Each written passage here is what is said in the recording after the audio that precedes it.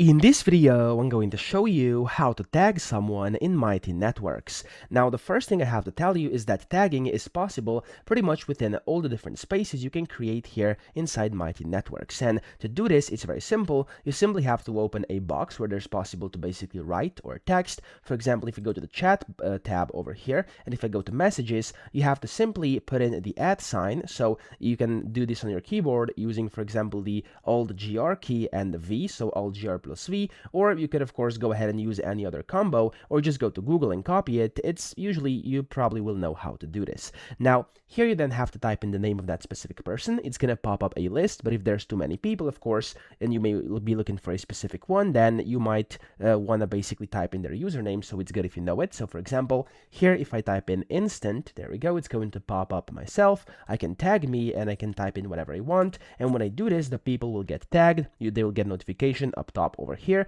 and then of course they can also, everyone in the chat can just click on it and they can go ahead and basically see that specific person's kind of activity, and then the profile as well.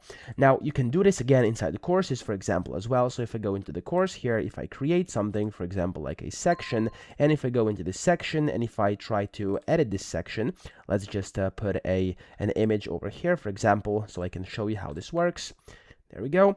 If I go to the Save tab, okay, I can now go in here and I can tap in here, I can start typing, and I can again tag whoever I want in here as well. And I can save this and the tag is going to occur. Of course, this is also possible inside the feed over here. So for example, I could go and tag people inside the feed. As you can see, it's working as well, and inside the different events, stuff like that. So yeah, you can do this pretty much anywhere, and that's it. I hope this video helped you out. If it did, please subscribe to the channel and help me out as well.